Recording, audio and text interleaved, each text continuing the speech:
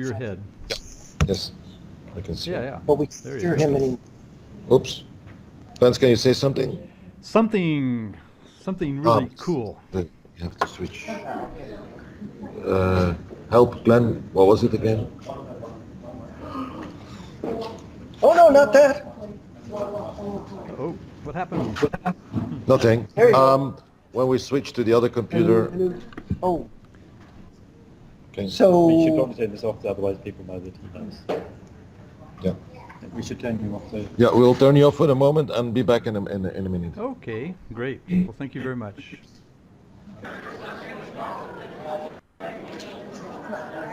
Welcome to the closing session. Lunch is waiting, so let's get started. The first point on our agenda of this general meeting is the Lifetime Achievement Award, and that will be presented by Phil Hubbard.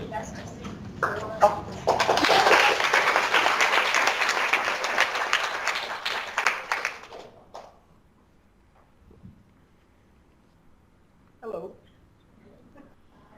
So, last year at this time, I was surprised and delighted by being the recipient of the Lifetime Achievement Award, and that apparently came along with it the duty of following up and handling the next year's award. So that's what I am doing. Because in the past 2 times this has been given, besides me, Claire Braden Siskin got it in 2017 at the Berkeley Conference. The award has always been a surprise. It is not going to be a surprise this year.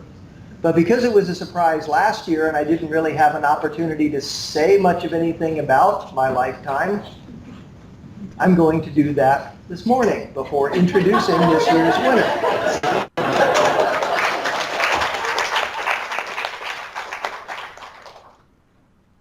So I was born in Peoria, Illinois, sometime in the middle of the last century, to a nice family. Let me move ahead. Looking back at my life in call, there are a few things that have been important lessons for me that I would like to share with you. The first one, I think, very relevant to this conference, but also to a lot of other conferences, is understanding that the research we do is really valuable. It has strengths, and if people either ignore it or simply don't know it exists, that's to the detriment of our field and their students. So I think we should all try and be a little better at letting people know we exist and why we're important. But also, along with all the strengths, there are great limitations to our research. Some of the types of research we do is very important for a particular time. And 5 years later or 10 years later, it really isn't that relevant. We don't need to know what the attitudes of middle schoolers are from 2005 about their use of technology before smartphones were ubiquitous, because those attitudes change. At the same time, there are a lot of really valuable research results which have helped us come up with principles and ideas that underlie our field, even though the technology has changed dramatically. Some of the early work on computer-mediated communication, which was done on intranets with people sometimes in the same room, just with their backs toward each other, told us a lot about how people interact when they're in that kind of setting. And so if you're doing research, you need to be careful about just automatically citing things from 10 or 20 years ago that may not really have relevant results, especially if you're relying on those. But at the same time, you don't want to ignore a lot of the really good stuff from the past. So the more you know, the better. A second thing that I've picked up is an understanding that the things we do, both here at this conference and what we publish in journals, represent a continuum of how intense the technology component is. And I think we seem to treat it sometimes as if it's the same. Sometimes if it's a very familiar piece of technology with the people who are working with it, and there's some little tweak we're adding, that's very different to when we're working on something entirely new. And so being aware of that continuum, and that sometimes this also fits into what Stephen Bax referred to as normalization. Sometimes that technology is already so embedded in our lives and in the lives of our students that we just think of it as part of it. And other times it's something very new, and all of that still needs to be studied. Even things that become normalized still need to be looked at, because we use them in new, innovative ways. In the 1970s, we did a lot of work on helping people read more effectively, even though they've been reading for centuries. So we can keep working on that, but be aware of that technology intensity when you're doing your work, and especially when you're interpreting other people's work. Besides looking back, looking ahead. These are three really easy points to make, and other people have made them, but last time I checked, I'm not dead yet, so my lifetime in call is not over. And I see fundamentally a lot of what we need to be doing on a broad scale is preparing teachers for a world of constant change. Preparing learners for a world of constant change. Not just training them or having them work with things that are current, but understanding how to have a mindset to get into new things, because we know those new things keep coming, and if anything, the pace of those new things showing up continues to accelerate. And then finally, preparing researchers for a world of constant change. I was trained in theoretical linguistics. The research methodology I used was to ask, well, basically to look at some data, come up with hypotheses about how, in my case, Albanian worked as a language, and then make up sentences in Albanian and ask Albanian native speakers if these were real sentences or not, and if so, what did they mean? Most linguists don't do that kind of research anymore. They've got corpus stuff. And certainly nothing I've done since then has been like that. So you have to relearn, and it took me a long time to relearn or to learn new ways of doing methodology. The third point I want to make has to do with something that's popped up a lot, this idea of the call community. And the social call doesn't just mean social in the sense of how we apply call to situations where students are trying to learn. It also means we're social with each other. We are a community. Over the years, we've become a community, I think, that to me carries a lot more, I have a lot more fondness toward it than I do most other communities I belong to. And part of that, I think, is because we're always, at least those of us at the core, are always sort of the odd ducks where we are.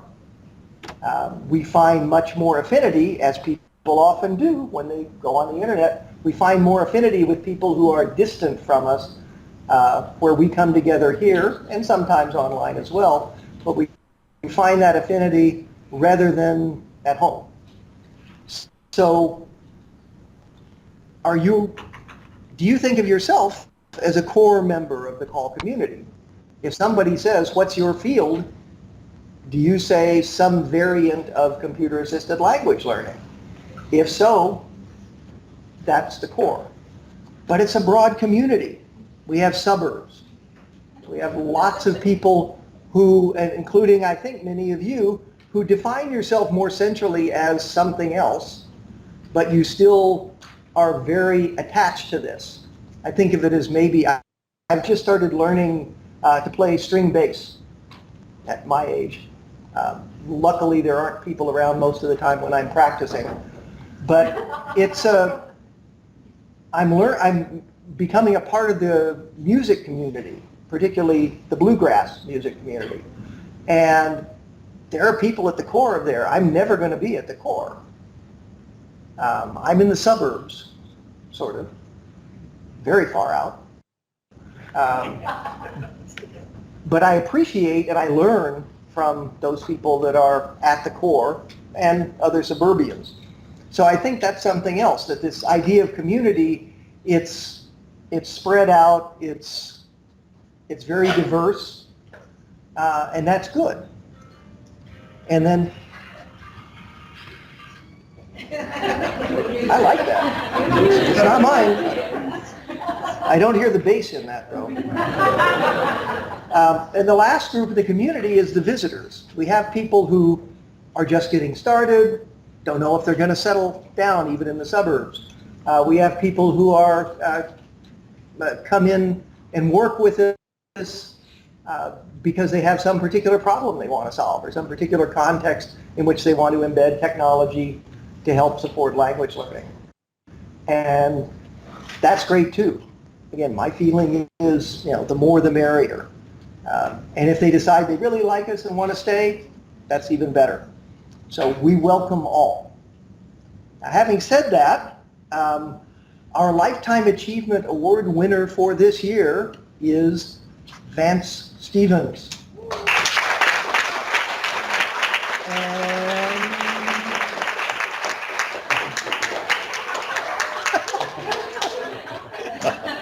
Vance isn't with us today. Oh, wait a minute. Wait. Here I am. I'm over here. I came in the back door. There. Okay, so Vance.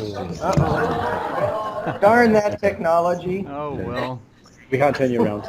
So Vance, this is especially appropriate toward my last point because Vance is at the forefront of welcoming the visitors to our field and has been for many decades, many decades. So I first met Vance in 1984 at TESOL conference in San Antonio. He was in the process of helping co-found the TESOL Computer Assisted Language Learning intersection. I was giving a talk on understanding English modals through space grammar. I very quickly became attached. I had started doing computer stuff a little bit earlier. I very quickly became attached to this new call interest group. Vance was at that core. I can recall spending time with him not only talking about computer stuff. I was on the Apples II side at that point. He was the leader of the MS-DOS users group, but also listening to him play his guitar, which he would bring to conferences. We had our community there, which was the originally called the Hospitality Center, then became the Electronic Village, and I looked forward every year to seeing Vance there, sometimes spotted him at other conferences as well, and then getting together with the community. In the 1990s, in the mid-1990s, he joined me with a company called Courseware Publishing International. We were doing CD-ROMs for language teaching. He worked with them as a regular employee. I was a contract writer and developer for them. We spent a lot of time together, had a lot of fun together, and I think produced at least one really cool piece of software. I should mention, by the way, historically, Vance came into this, as a software developer himself. I'll give you a link to his material in just a moment. It's really quite amazing how much breadth he has and how long he's been doing it. The main thing that I think many people know him for is his outreach and community building, first with a group called Webheads in Action, and then for about the last decade with a group called Learning Together. He's done, by his own count, 360 or more online sessions with this group that brings people from around the world who are interested in discussing. Sometimes he's the presenter, most of the time he's the host and brings in other speakers. And if you don't know anything about it, you should take a look. It's I've been on it a couple of times myself. It's fun. In addition, he's been heavily involved in editorial work. He's one of the leading reviewers for the Call Journal, but he's also edited columns for multiple journals. He has done a lot of work on his own. I counted, because he put numbers up on his website, 114 publications. The number 2 publication was his first Call publication back in 1981. That was before it was called Call. And interestingly, it references a publication of his from the previous year on computers, which he doesn't have up there, but maybe you should. Oh, I'll check that out. So, let me encourage you to visit his website, vancestevens.com, and you go /papers, and you'll be intimidated at first, but there's a lot of really good stuff there, and it goes, it tells you more about the history of the field than any book will ever tell you, I think, just by going through that. It's simultaneously a museum and a contemporary art gallery. So it gives me great pleasure, if you could hand me that, please, to present the Call Lifetime Achievement Award to my good friend and colleague, Vance Stevens. Oh, thank you very much. I will virtually hand it to him if you would. Phil, can you hold it there in front of the screen? Just hold it steady there a little bit. Yep, that's good. Okay. Thank you very much. Can you read it? It says, I can see Vance Stevens. This is lifetime achievement, I guess. Vance Stevens. I don't know. There's a glare, unfortunately, but that's quite all right. Don't worry about it. I'll read it when it arrives. It's good to backlight it. And then, Yeah, that's okay. That's perfect. Yeah. Thank you very much. Really. I suppose I should say a few words. You'll be glad to know that Phil gave my speech just now, so I don't have to spend so much time. Could you see the audience now, Vance? Yes, I do. I think I saw Tom in the front row there. I won't be able to identify everyone. The machine is bouncing around like crazy. Okay. Joseph is just so excited. Okay. Well, thank you very much. Thank you very much for all that. And Jozef was, when he told me about it, he was concerned that I would act surprised and, you know, as if I were finding out about it for the first time right now. But obviously we had to set this up. But when he told me about it, really I was, and still am, deeply honored and flattered. And first of all, well, as Phil explained, I started. By the way, can you hear me okay? Because I'm getting. Oh, okay. All right. Yeah, I'm getting a little bit of odd feedback here, but that's okay. I'm honored and flattered because I've been teaching since the mid-'70s, but as Phil explained, my first call-related publication was in 1981. But that's why I'm honored. If you go to my website, you can see that I have been passionately associated with the field for a very long time. As Phil explained, I don't need to say more about that. But I'm flattered because there are so many more deserving people in this room, I'm sure. But anyway, it will be someone else's turn next year, and I just discovered from what Phil said that it will be my obligation to come there and introduce the next person who's waiting there. But now is my moment, and I really thank you very much. But I also have to tell you that I'm pretty heartbroken that I couldn't be there. I was expecting to come, but at the last minute something came up, and I was prevented from traveling. But thanks to the wonders of social call, I'm able to be with you here on social media and accept this award today. And also, beyond that, I'm able to see your smiling faces on Facebook as you're associating with one another through the conference, and that makes me miss you all the more. But anyway, I'm especially honored to know that there's a strong mutual appreciation of the contributions that we all make. I mean, what Phil said about my website, if you go to his website, you'll also find a history of call and even publications that he's made on the history of call and that sort of thing. So there's quite a lot on our websites. And but anyway, I hope to be there next year to show my appreciation to you personally for this award and to introduce the next person. Phil did, not Phil, but Jozef is standing there looking very hungry. So I just want to tell you to enjoy what's left of the conference, enjoy your lunch, and we'll keep in touch through social call. And thank you from the bottom of my heart. Thank you very much.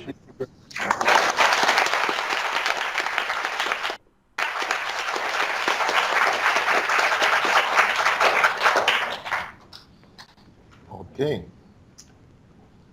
Thank you, Vance. Let me switch back to the agenda. The second point on our agenda is the PhD student award